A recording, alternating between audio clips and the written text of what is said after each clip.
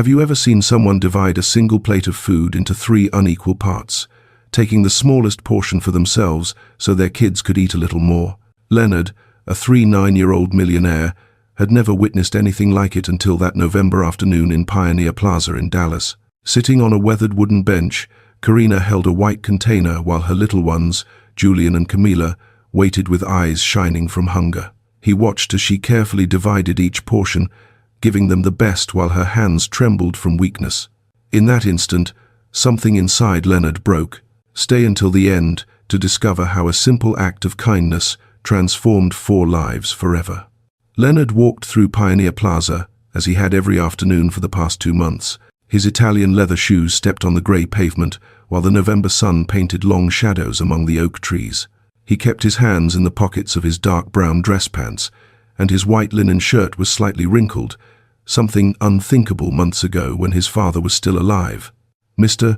Robert had passed away in September, leaving an immense void in his only son's chest. For 39 years, Leonard had built his real estate empire with iron discipline, but he never learned to build bridges with people. His father always told him, "Son, go out on the street and listen to real life, because money can give you everything except humanity." Now, fulfilling that last request, Leonard wandered among hot dog vendors, kids playing soccer, and couples holding hands. He observed everything from a distance, like looking through thick glass. The city noise surrounded him but didn't touch him, as if he were a ghost among the living. That Wednesday afternoon, the air carried a mixed aroma of fresh pretzels and damp earth from the garden watering. Leonard stopped in front of the central fountain, where water fell in circular cascades, creating a constant melody. He closed his eyes for a moment, trying to connect with something he couldn't define. His mind wandered between memories of his father in the hospital, his weak but firm voice telling him to stop living like a machine. He had inherited 3 commercial buildings, 2 residential developments, and a 7-figure bank account, but none of those things filled the hole he felt every morning upon waking. He opened his eyes and continued his usual route to the east side of the plaza, where the trees were denser and there were fewer people. He needed silence, though that silence was slowly killing him. His therapist had said grief takes time, but Leonard didn't know how to process pain after spending his whole life avoiding emotions. While turning onto the gravel path, something caught his attention unexpectedly. On a bench far away, under the shade of a huge maple tree, sat a young woman with 2 small children. The first thing he noticed was how thin she looked, with slumped shoulders and a slightly hunched back. She wore a simple olive-green dress that had seen better days and an oversized beige sweater. The children, a boy about 8 years old and a younger girl, wore clean but worn clothes. The woman held a white container on her lap and with a plastic spoon divided the contents into 3 unequal portions. Leonard slowed his pace without knowing why. There was something in that scene that nailed him to the ground. He saw her serve the food onto foam plates, 2 generous portions for the children and a minimal one for herself. The little ones ate with evident appetite while she barely took a bite. Her hands trembled slightly as she brought the spoon to her mouth. Leonard stood paralyzed a few meters away, watching from the side of the path.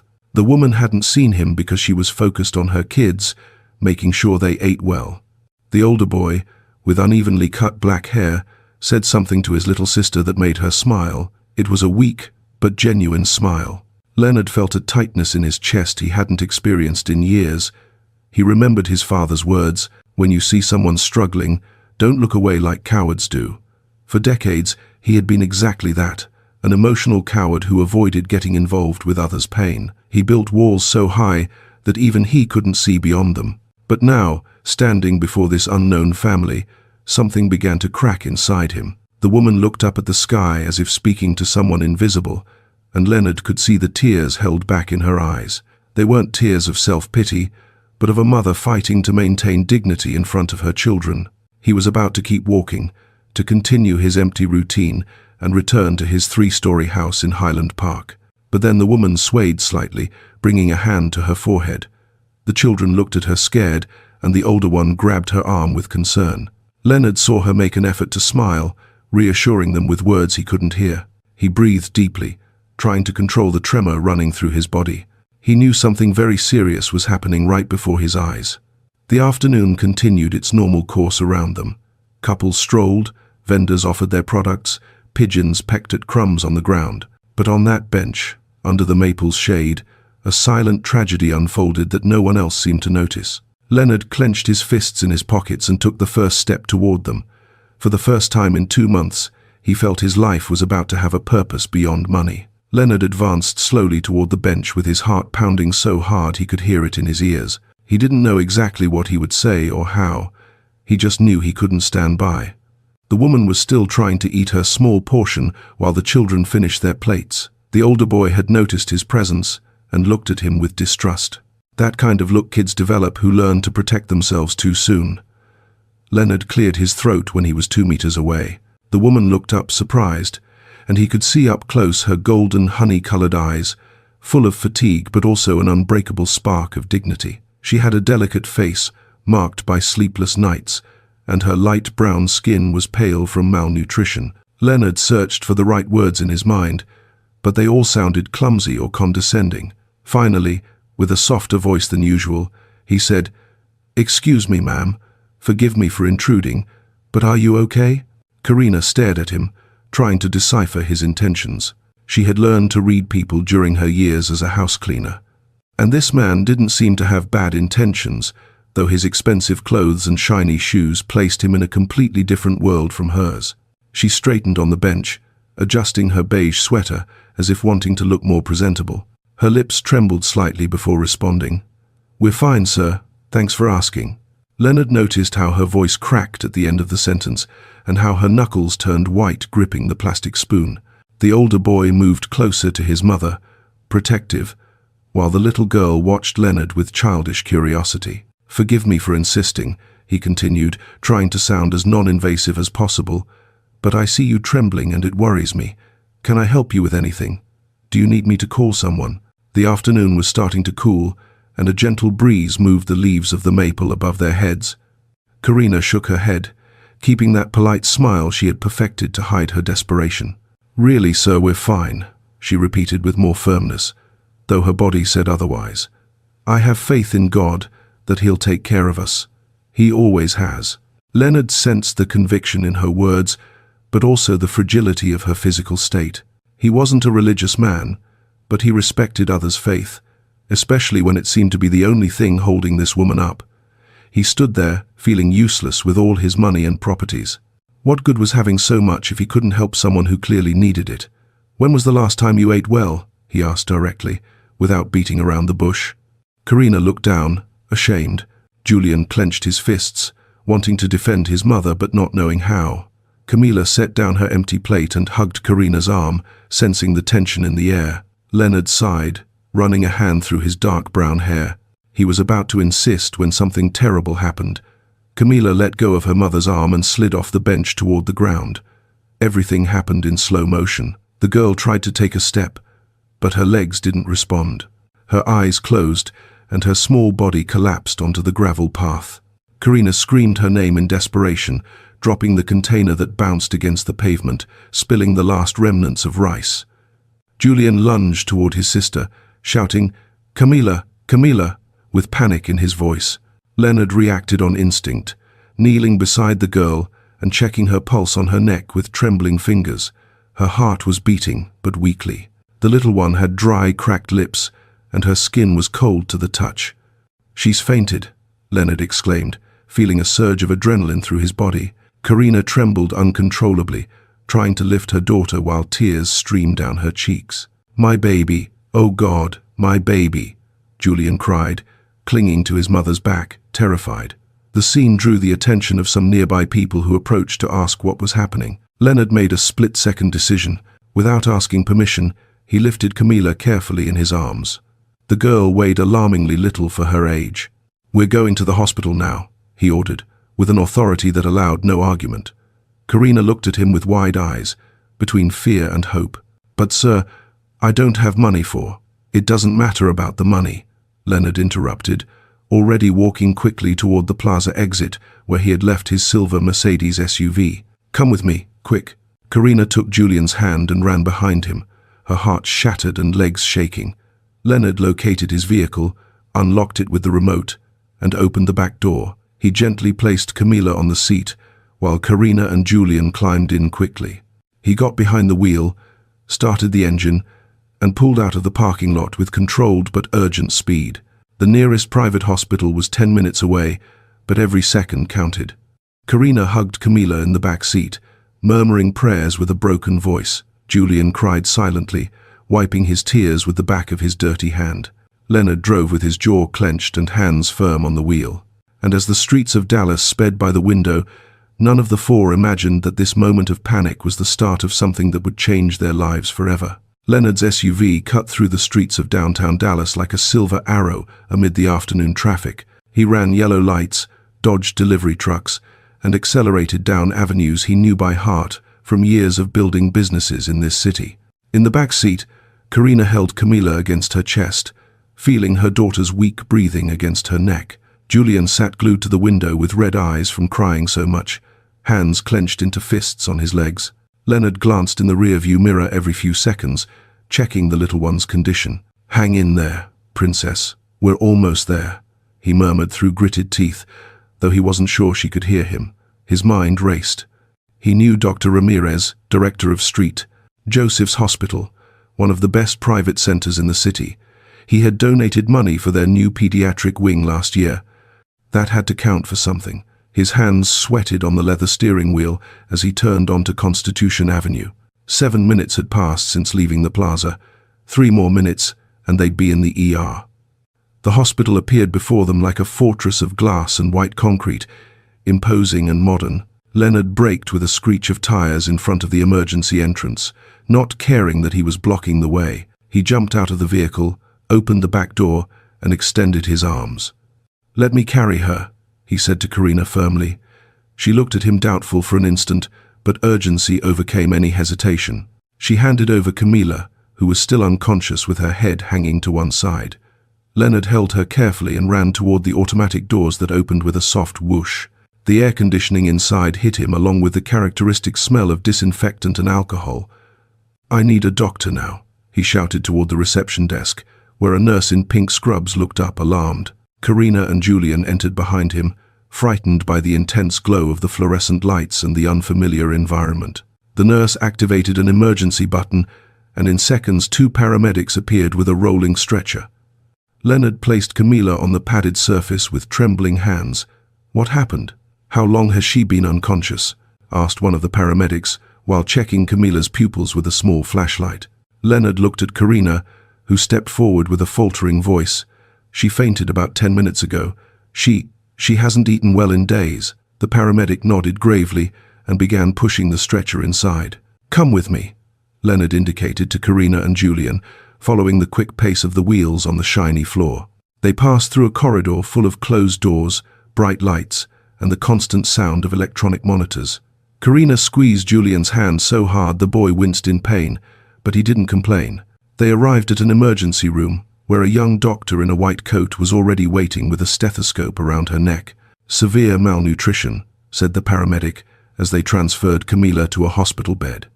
The doctor began connecting cables and placing an oxygen mask over the girl's pale face. Karina covered her mouth to keep from screaming.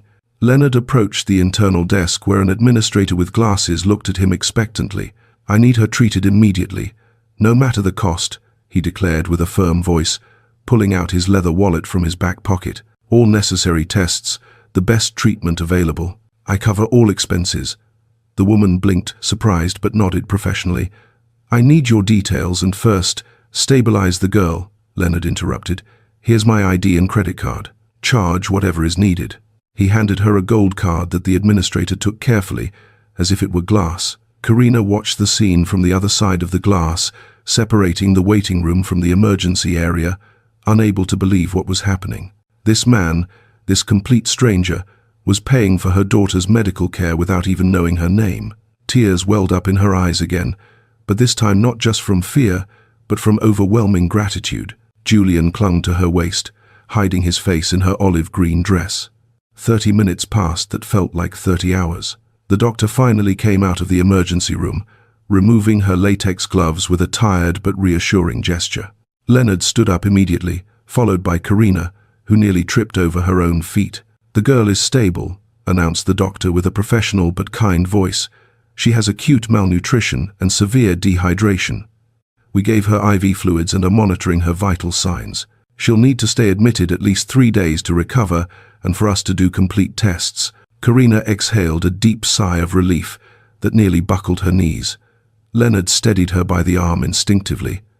"Can I see her?" Karina asked with a trembling voice. The doctor nodded. "Yes, come in. She's awake and asking for you." Mother and son entered, almost running into the room where Camila lay on a white bed with an IV in her thin arm and the oxygen mask still over her nose. Her eyes lit up when she saw them. "Mummy," she whispered weakly. Karina leaned over her, kissing her forehead over and over, while Julian took his sister's free hand. Leonard watched from the door with a lump in his throat, and in that moment he understood that the money he had accumulated for years finally had a real purpose: saving lives. 2 hours later, when Camila slept peacefully under the effect of the medications and with better color in her cheeks, Leonard invited Karina to get coffee in the hospital cafeteria. Julian had fallen asleep in a chair next to his sister's bed, exhausted from the scare and emotions. They went down to the first floor in a silent elevator, not looking directly at each other, but aware of the strange connection that had just formed between two strangers. The cafeteria was a spacious area with light wood tables and windows overlooking the hospital's inner garden. Leonard ordered 2 coffees and a sweet roll that Karina looked at with evident hunger but didn't dare touch. He pushed the plate toward her gently. "Please, eat. You need to regain strength." Karina hesitated only a second before taking the roll with trembling fingers and biting into it small. The sweet taste exploded in her mouth after days of barely eating.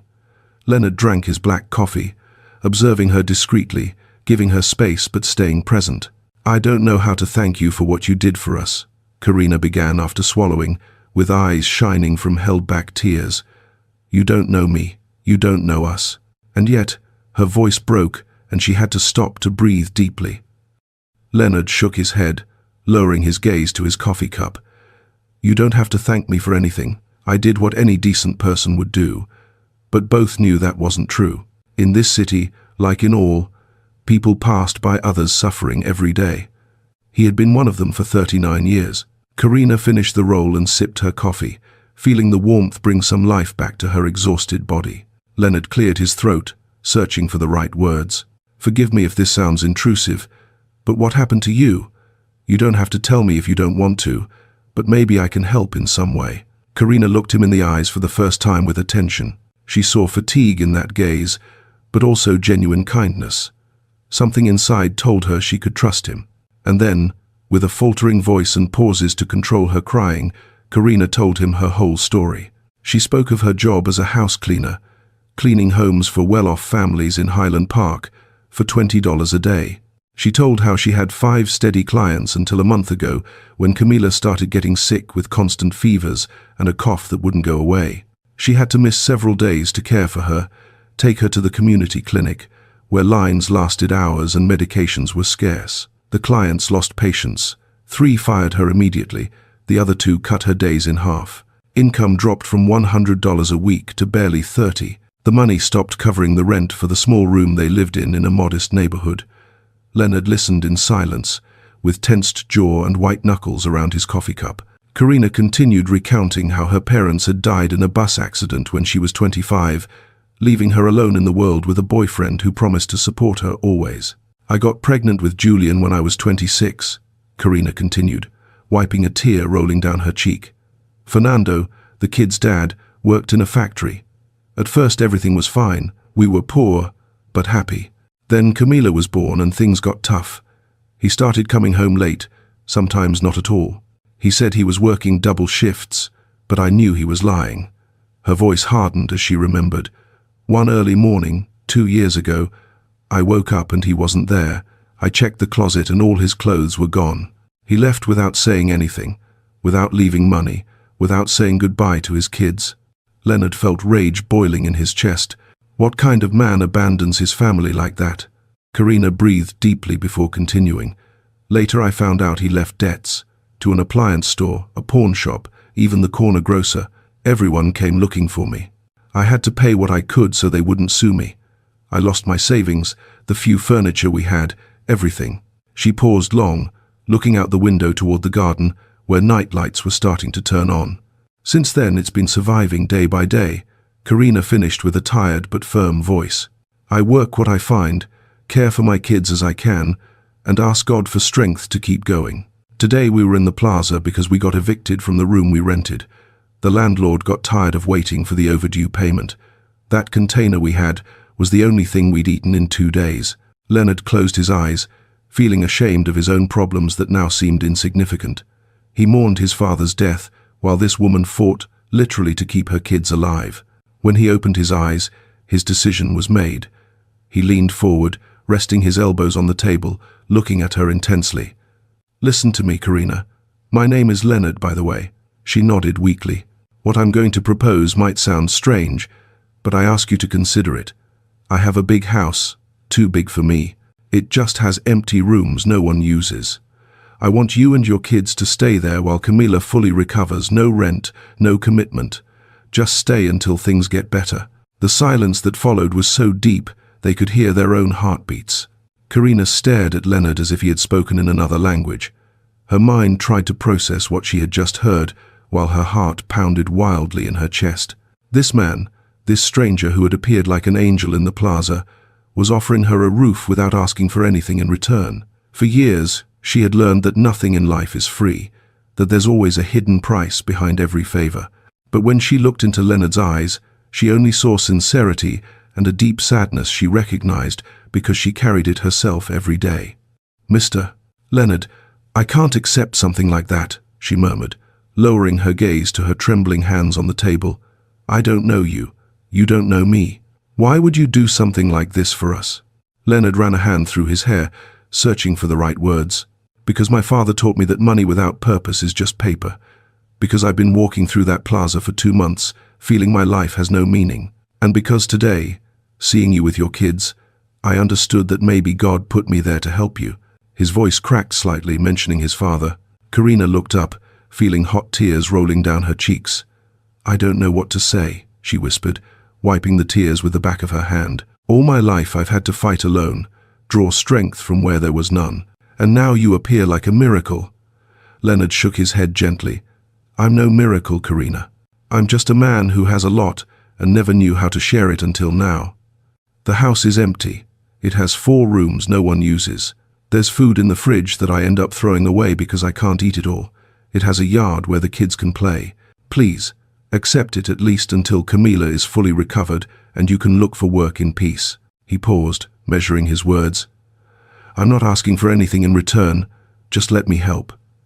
The sound of coffee cups being placed on other tables filled the silence between them. Karina closed her eyes, thinking of Julian sleeping exhausted in that hospital chair, of Camila hooked up to IVs because her body had no strength.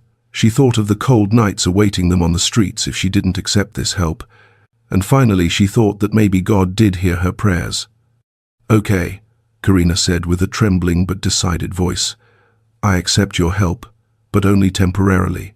As soon as I get a job and save money, we'll leave. I don't want to be a burden to anyone. Leonard felt deep relief flood his body. You're no burden. On the contrary, you're doing me a favor by filling that house with life. He extended his hand across the table, and Karina shook it firmly, sealing an agreement neither imagined how much it would change their destinies. 3 days later, when Camila was discharged with instructions for rest and balanced nutrition, Leonard arrived at the hospital with his SUV to take them to his house in Highland Park. Karina carried a plastic bag with the few belongings they had salvaged, 2 changes of clothes for each child, a shared toothbrush, and a wrinkled photo of her parents. It was all they had left in the world. Julian stayed quiet, looking out the window as the city changed from humble neighborhoods to areas with huge houses and perfect lawns. Camila clung to her mother, still weak but with eyes bright from curiosity. Leonard's house was a 2-story building with a grey stone facade and wide windows that let in the sunlight. It had a front yard with impeccable green grass and an electric gate that opened with a button press. Karina held her breath, seeing the circular driveway with a stone fountain in the center. She had never been inside a house like this. She had only cleaned them from the outside. Leonard parked the SUV and invited them to get out with a kind gesture. Welcome, he said simply, opening the carved wooden front door. The interior was even more impressive. Beige marble floors, a wide staircase with wrought iron railing, living room with brown leather furniture, and a huge kitchen visible from the entrance. Everything was impeccably clean but curiously empty, as if no one really lived there. "I prepared 2 rooms on the second floor," Leonard explained, leading them upstairs. "One for you, Karina, and another for the kids. They have their own bathrooms and closets. If you need anything else, just tell me." He opened the first door, revealing a room with a queen bed, wooden nightstand, and window overlooking the backyard. Julian and Camilla ran into the second room and screamed with excitement, seeing 2 twin beds with orange and green comforters, a small desk, and a shelf full of children's books. "Mummy, look, we have beds for each of us," Julian exclaimed with a huge smile that Karina hadn't seen on his face in months. Camilla climbed onto one of the beds and bounced gently, laughing with pure joy that made Karina's eyes fill with tears again. Leonard watched from the door with hands in his pockets, feeling a warmth in his chest he hadn't experienced since his father's death. That night, after Leonard prepared pasta with tomato sauce and chicken in the kitchen, the 4 sat at the dining table. There was a plate for each, glasses with orange juice, and cloth napkins. Julian looked at his full plate with shining eyes, almost not believing all that food was for him. When everyone started eating, the boy turned to his sister and said excitedly, "Look, sis, there's a plate of food for each of us." Both Leonard and Karina looked at each other with tears in their eyes, understanding they had just witnessed a moment none would ever forget. The following weeks brought a new and strange routine for all. If you're enjoying this story, don't forget to like this video. May God bless your day with peace and joy. Leonard left early to oversee his properties and businesses, but returned every afternoon with a grocery bag full of fruits, vegetables, and meats that Karina prepared in the kitchen with surprising skill. She insisted from the first day on, contributing somehow, so she took care of cooking, cleaning, and keeping the house in order, though Leonard repeatedly told her it wasn't necessary.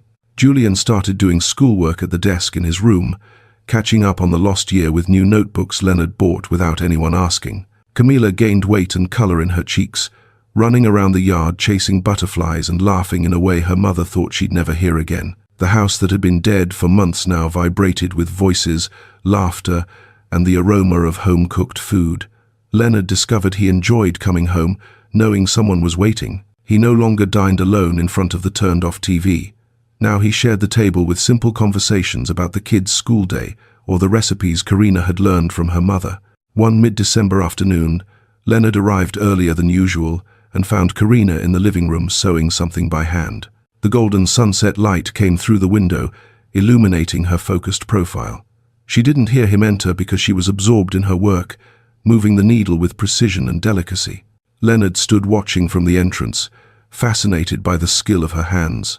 On the sofa was spread what looked like a peach-colored dress with delicate embroidery on the neckline.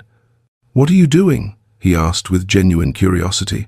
Karina jumped a little startled, bringing a hand to her chest.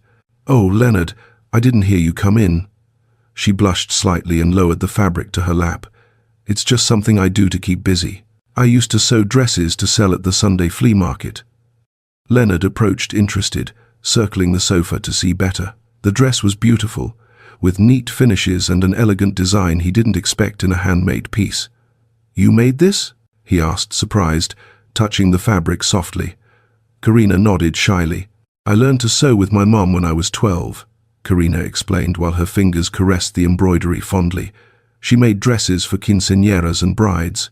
I helped her after school. When she died, I kept sewing because it was the only way to feel her close." She paused, looking at the dress with nostalgia. "I sold my pieces at the Garland flea market on Sundays. I didn't earn much, $5 or $10 per dress, because people haggled a lot. But I liked seeing girls wear something I made with my hands." Leonard sat beside her on the sofa, processing this new information. "Why did you stop?" Karina sighed sadly. "Because to sew you need to buy fabrics, threads, buttons, zippers, all that costs money I didn't have. Plus, without a nice display or way to promote my work, hardly anyone came to my store.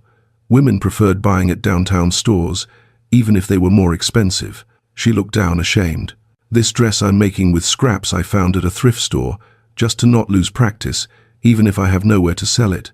Leonard took the dress carefully, studying each stitch and detail of the embroidery. He wasn't a fashion expert, but he had built enough businesses to recognize quality when he saw it. This wasn't amateur work. It was genuine talent wasted for lack of opportunities. His mind started working on possibilities. Karina, this is art. It's not just a dress, it's a unique piece. She looked at him incredulous, used to her work being undervalued. How many dresses could you make in a month if you had all the materials you need? Karina blinked, confused by the question. Well, depending on the design, maybe 8 or 10, if I dedicate myself fully. Leonard nodded thoughtfully, already forming a plan in his head. And if you had a proper place to work, a workshop with good light, a professional sewing machine, quality fabrics. Karina's eyes widened. Leonard, I don't know what you're talking about, but those things cost a fortune. I could never. He raised a hand to stop her. What would you think if we turned the downstairs room, the one next to the yard, into your workshop? Karina's heart started pounding so hard she thought he could hear it. Over the next 10 days, Leonard hired a carpenter to install wide shelves in the empty room that had been his father's study. He bought an industrial brother sewing machine, 2 professional mannequins, a large desk for designing patterns, and rolls of fabric in every color imaginable that filled the shelves to the ceiling. He had special white light lamps installed that didn't distort colors, a full-length mirror, and a rotating rack for hanging finished pieces.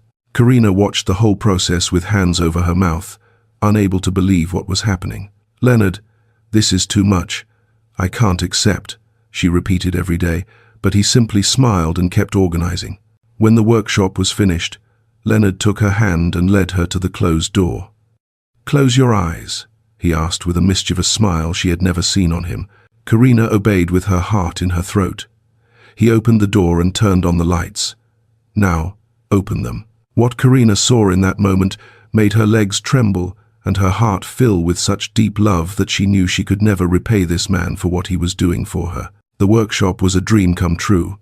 Karina entered slowly with trembling hands, touching everything as if afraid it would all disappear. The fabrics were organized by color on the shelves, pastels on the left, brights in the center, prints on the right. The sewing machine shone under the white lights, new and perfect, waiting for expert hands to make it sing. The mannequins were positioned by the window overlooking the yard, where natural light poured in generously during mornings. Leonard watched her face lit by emotion, feeling a satisfaction money had never given him. I don't know how to thank you, Karina whispered, spinning in circles to absorb every detail. No one has ever done something like this for me. Not even when my parents were alive did I have a place like this to work. She brought her hands to her face and started crying, but they weren't tears of sadness, but of overwhelming gratitude. Leonard approached hesitantly but finally placed a hand on her shoulder gently. You deserve it, Karina. You deserve your talent to be recognized. She looked at him with those honey-colored eyes, shining wet under the light. The following days, Karina dedicated herself to creating with renewed passion. She woke before dawn, prepared breakfast for everyone, took Julian to school, then locked herself in her workshop until afternoon. The sound of the sewing machine became the house's soundtrack, a constant hum indicating there was life and purpose under that roof.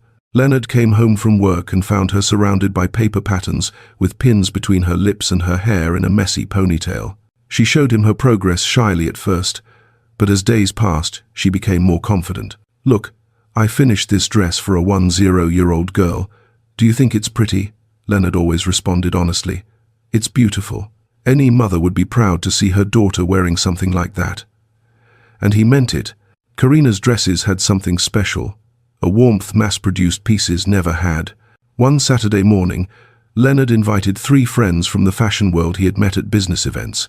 Sophia, owner of a boutique in Uptown, Richard, a fashion photographer, and Daniela, a renowned stylist in Dallas. The 3 arrived curious, but also skeptical. Leonard had told them about a talented seamstress, but gave no more details. Karina greeted them nervously, wiping her sweaty hands on her apron while leading them to the workshop.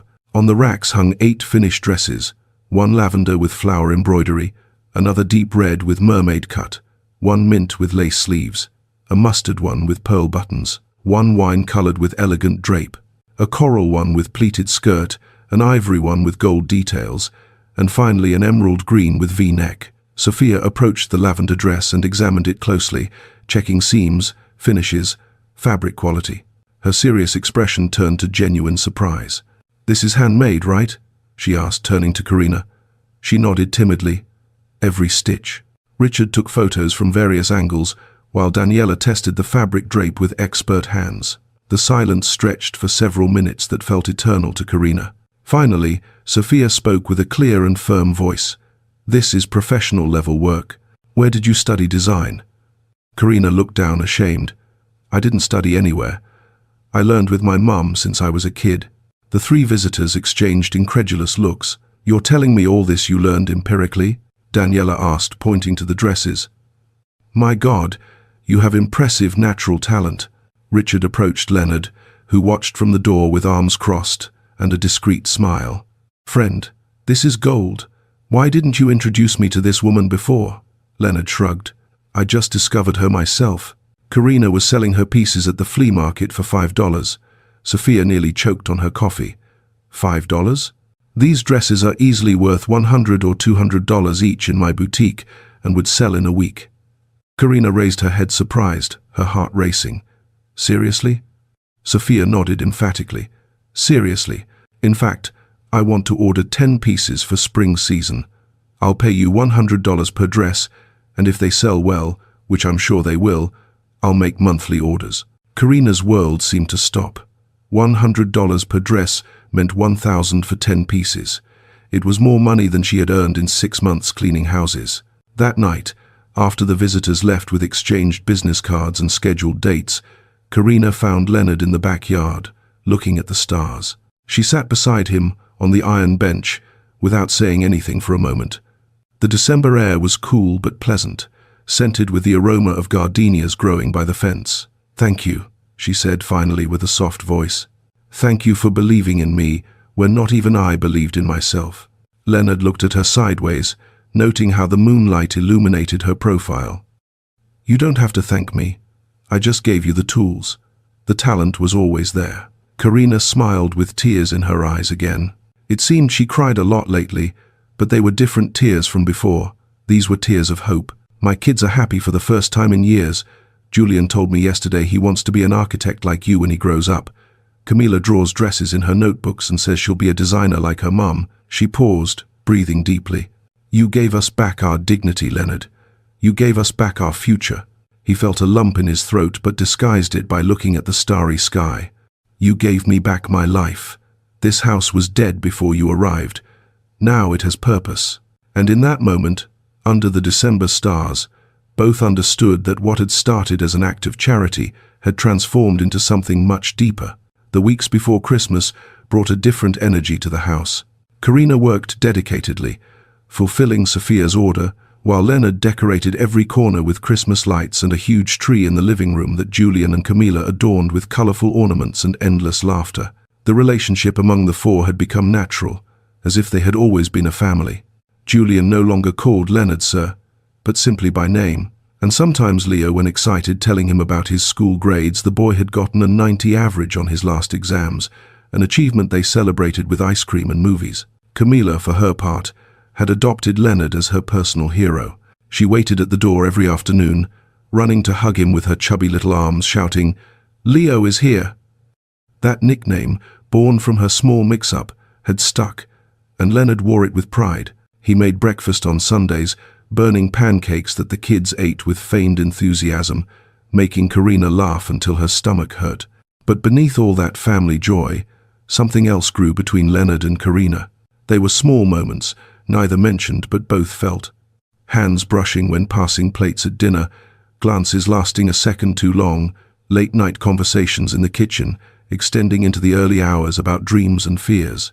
Karina fought those feelings with all her strength. This man had given her everything: a roof, food, tools to work, hope for her kids.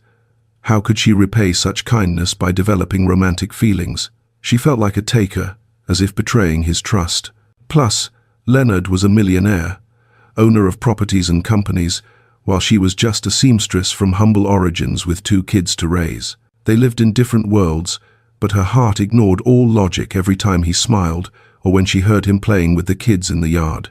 She found herself thinking of him at odd hours, imagining what a real life by his side would be like, not just as a grateful guest, but as something more. The guilt consumed her, but the feeling grew inevitably like a plant in the sun. Leonard faced his own internal battle. After his father's death, he had accepted he'd spend the rest of his life alone.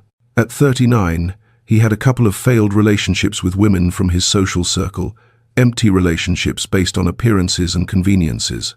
None had made him feel what Karina awakened in him with her simple presence. The way she sang country songs while cooking, how she bit her lower lip when concentrated on sewing, her sincere laugh at her kids' antics, the strength with which she had faced losses that would have destroyed weaker people. Leonard had fallen in love without realizing, slowly, like getting used to the sun's warmth after the cold. But how to tell her without ruining everything? She was under his roof, depended on him economically, though working to change that. Any declaration might seem like pressure or taking advantage of her vulnerable position, so he stayed silent, guarding his feelings while enjoying the happiness of having her close, even if only as a friend and protector of her family. Nights were the hardest, when he heard her moving in the next room and wished he could tell her everything he felt. One mid-December afternoon, while Leonard reviewed documents in his study, he heard excited shouts from the yard. He looked out the window and saw Julian teaching Camila to ride a bike, a pink bike with training wheels he had bought the week before. The boy ran beside his sister, holding the seat while she pedaled with her tongue out in concentration. Karina watched from the porch with hands clasped over her chest and a huge smile. Leonard went down the stairs and out to the yard, just as Camila managed to balance for the first time, pedaling alone for almost 10 meters before the training wheels steadied her. "I did it! I did it!" the girl shouted with overflowing joy. Julian raised his arms in victory. Karina clapped with tears of happiness. Leonard approached them, feeling a fullness he never imagined possible. "You're a real champ, Camila," he said, raising his hand for the girl to high-five. She did it with such force she almost fell off the bike, provoking general laughter. In that moment, with the afternoon sun bathing them in golden light, Leonard knew with absolute certainty this was his family, and he'd do whatever necessary to protect it. That same night, after the kids fell asleep, Leonard made a decision. He couldn't keep silent anymore, because life was too short and fragile. His father had taught him that, with his sudden departure. He went down to the kitchen where Karina was making coffee, a nighttime custom they shared when neither could sleep. "Karina, I need to talk to you," he said with a serious voice that made her turn worried. "Did something bad happen?" Leonard shook his head, breathing deeply to gather courage. "It's nothing bad. It's just that 2 months have passed since you arrived, and there's something I need to tell you before it's too late." He approached her, who looked at him with wide eyes. "These have been the best 2 months of my life. You filled this house with joy. You gave meaning to everything. Julian and Camila are incredible kids. And you," he paused, searching for the right words. "You're the bravest, most talented, and beautiful woman I've known. And I know this complicates things. I know I'm probably ruining everything, but I can't keep quiet anymore." Karina set down the cup she held on the table with trembling hands. "Leonard, I'm in love with you, Karina," he confessed finally, letting out the words he had held so long. The silence that followed was broken only by the tick-tock of the wall clock, while 2 hearts beat in unison, waiting for destiny to reveal its next move. Karina felt the world stop. Leonard's words echoed in her ears like a melody she had dreamed of hearing but never dared to expect. Her heart beat so hard she was sure he could hear it. Tears started rolling down her cheeks while she tried to process what had just happened. "Leonard, she started to say, but her voice broke. He took a step forward with shining eyes full of contained emotion. "You don't have to answer now. I just needed you to know. I needed to be honest with you because I can't keep pretending we're just friends when every time I see you my heart races." Karina brought a trembling hand to her chest, feeling butterflies flutter in her stomach. "Do you think I don't feel the same?" she whispered, finally finding her voice. "I've been fighting these feelings for weeks because I thought it was crazy that you'd never notice someone like me." Leonard looked at her incredulous. "Someone like you? Karina, you're extraordinary. You're strong, hard-working, an incredible mother, talented. You're everything any man would want by his side." He approached closer until he was inches from her. "I'm scared," Karina confessed with a trembling voice. "Scared this is a dream and I'll wake up in the plaza again with nothing. Scared of ruining what we've built here. Scared of not being enough for you." Leonard took her hands in his, transmitting warmth and security. "I'm scared too," scared of not being the man you and your kids need. But what I feel for you is stronger than any fear. These 2 months taught me that money, properties, businesses, none of that matters if you have no one to share it with. He caressed her knuckles with his thumbs, a gesture so intimate it made Karina tremble. I want to try, Karina. I want us to be a real family, not just because of circumstances, but because we choose each other.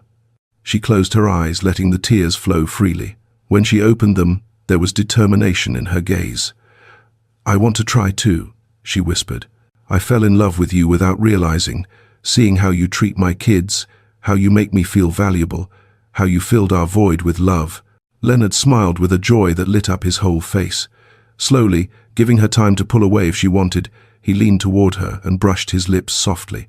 The kiss was sweet and loaded with promises, overcome fears, and renewed hopes. When they separated, both laughed with tears in their eyes, feeling like teenagers experiencing first love. Karina leaned on his chest, listening to his accelerated heartbeats echoing her own. What will we tell Julian and Camila? She asked suddenly with concern. Leonard stroked her hair tenderly. We'll tell them the truth, that we love each other, and I want to care for you not just as a friend, but as someone who truly loves you. He paused thoughtfully. But first I want to do something special. Christmas is just a week away. I want to surprise all 3 of you with something you'll never forget. Karina looked up intrigued. What do you have in mind? Leonard smiled with a mischievous gleam in his eyes. It's a surprise, just trust me. She nodded, because trusting him had become as natural as breathing. They spent the rest of the night in the kitchen talking softly about shared dreams, future plans, and the 1,000 small things that make 2 people connect deeply. The following days, Leonard was absent for hours with vague excuses about urgent business. Karina suspected he was planning something, but didn't ask, enjoying the anticipation. Julian noticed the change in the house's atmosphere. Mom, are you and Leo together now? He asked one afternoon while she sewed and he did homework. Karina blushed to her ears. Why do you ask that, my son? The boy shrugged with wisdom beyond his 8 years. You look at each other different, like my aunts and uncles did when they fell in love. Karina set down her sewing and knelt in front of her son, taking his hands. Would it bother you if Leo and I were more than friends? Julian shook his head emphatically. Not at all. Leo is great. He teaches me math and takes me to the park. Plus, he makes you happy, and it's been a long time since I saw you this content. Karina's eyes filled with tears again. That seemed her natural state. I love you so much, my handsome boy. She hugged him tight, while he patted her back awkwardly. Camila came running in at that moment with a drawing of a family of 4 smiling under a bright yellow sun. Look what I made. It's us, she pointed to the figures. That's you, Mummy. That's Julian. That's me. And that's Leo. And in that childish drawing was captured the deepest truth. They were already a family. It just needed to be made official. Christmas Eve dawned cold but clear, with a sky so blue it seemed painted. Leonard woke nervous, checking every detail of his plan for the 10th time. He had hired a professional landscaper to transform the backyard into something magical. Warm white lights hung from the trees, creating a luminous canopy. He had installed a small clear wood walkway in the middle of the lawn, and at the back placed an arch decorated with white flowers and green foliage. Karina's dresses hung on racks along the walkway, strategically lit like in an art gallery. On a side table was a black velvet box holding 2 rings, one engagement ring for Karina with a discreet but beautiful diamond, and 2 smaller rings with their names engraved, symbolizing his commitment to Julian and Camila. Richard had come early to set up lights and take professional photos of the moment. Sophia brought additional flowers and helped organize the dresses. Daniela prepared the house with aromatic candles and extra Christmas decoration. Everything was ready. Leonard breathed deeply, looking in the mirror. Grey dress pants, impeccable white shirt, casual black jacket. He looked good, but he was terrified. What if she said no? What if it was too soon? At 6 p.m., when the sun began to set, painting the sky orange and pink, Leonard knocked on Karina's bedroom door. She opened curiously, looking beautiful in a simple cream dress she had sewn herself. What's going on? You look very elegant. He smiled nervously. I have a surprise for you and the kids. Can you come down to the yard in 10 minutes? Karina nodded, intrigued. Leonard went down the stairs with his heart pounding so hard he thought it would explode. He turned on all the yard lights, and the result was magical, like from a fairy tale. The lights twinkled softly, creating a warm and welcoming atmosphere. Karina's dresses shone under the perfect lighting, each displaying its colors and details like masterpieces. He heard steps on the stairs and turned. Karina appeared first with Julian and Camila holding hands. The three stopped short, seeing the transformed yard. Camila let out a squeal of amazement. Julian's eyes widened huge. Karina brought her hands to her mouth with instant tears springing from her eyes. "Leonard, what is all this?" she whispered, walking slowly toward the lit yard. "These are your dresses," Leonard said, guiding them along the improvised walkway. "I wanted you to see them as the rest of the world sees them, as art, as beauty, as the extraordinary talent you have." Karina walked among her creations, touching them with trembling fingers. Julian and Camila ran among the lights laughing, marveled by the transformation of the yard they knew. Leonard led her to the flower arch, where the lights shone brightest. There he stopped, took both of Karina's hands, and looked directly into her eyes. "3 months ago my life had no meaning. I walked through the plaza every day searching for something I didn't know I needed until I saw you. I saw a brave mother fighting for her kids. I saw a woman full of dignity despite having everything against her. I saw someone who taught me that true value isn't in what you have, but in who you are." His voice trembled with emotion. Julian and Camila approached silently, sensing something important was happening. Karina cried openly while listening to every word, etching it in her memory forever. "I fell in love with you, Karina. I fell in love with your strength, your kindness, how you love your kids, how you find beauty amid adversity." Leonard pulled the black velvet box from his pocket and knelt on the grass. Karina gasped, bringing her hands to her heart. Julian took his sister's hand, squeezing it tight, both with shining eyes. "Will you marry me? Will you build a real family with me? Not just you, but also Julian and Camila." He opened the box, revealing the 3 rings shining under the yard lights. "I want to be your husband, and I want to be the dad to these incredible kids.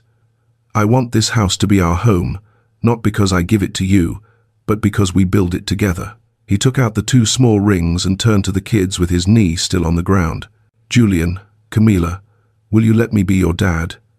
Will you let me care for you, teach you, love you as you deserve to be loved?" His voice broke on the last phrase while tears finally rolled down his cheeks. He had waited his whole life to be a father and never imagined it would happen like this, but he wouldn't change a thing. Julian was the first to react. He ran to Leonard and hugged him tight, sobbing against his shoulder. "Yes, yes, I want you to be my dad." Camila followed immediately, wrapping her little arms around Leonard's neck. "Leo is going to be our real dad." Leonard hugged them both, feeling his heart expand so much it hurt with happiness. When he looked up, Karina was kneeling in front of them with her face soaked in tears, smiling with more love than Leonard had ever seen in anyone. "Yes," she said with a clear and firm voice despite the crying. "Yes, I want to marry you. Yes, I want you to be my kid's dad. Yes, to everything." Leonard placed the ring on her trembling finger while she laughed and cried at the same time. Then he took Julian and Camila's little hands and put on their rings, sealing the commitment with all 3. They stood and melted into a group hug, where laughter, tears, words of love, and whispered promises mixed. The yard lights shone around them like silent witnesses to a miracle. Richard captured every moment with his camera, immortalizing the birth of a family forged not by blood, but by love and choice. The night continued with a special dinner Leonard had prepared with help from a chef friend. Steaming red pozole, tamales of various flavors, Mexican rice, and cowboy beans. For dessert, there were fritters with honey and hot chocolate with cinnamon. They ate in the dining room decorated with candles and flowers, laughing and sharing dreams for the future. Julian asked if he could change his last name to Leonard's, and he replied they'd do all the legal paperwork needed for adoption. Camila wanted to know if now she could call them both Mom and Dad, and Karina replied through tears that nothing would make her happier. After dinner, they opened gifts under the Christmas tree.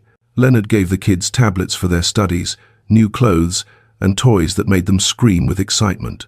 To Karina, he gave a state-of-the-art computerized embroidery machine she had mentioned once in conversation. She gave him a hand-knitted grey scarf she made in secret during nights, and a photo album with moments from the last 3 months that he would treasure forever. When the kids finally fell asleep on the sofa, exhausted from so much emotion, Leonard and Karina carried them to their beds and tucked them in with forehead kisses. Then they went out to the still-lit yard and sat on the iron bench looking at the stars.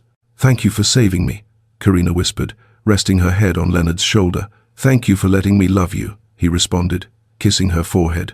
And there, under the Dallas night sky on Christmas Eve, 2 broken souls found healing in each other's arms, and 2 children found the home they always deserved.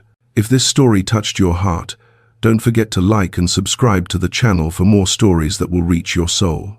May God abundantly bless your life, your family, and fill your path with true love.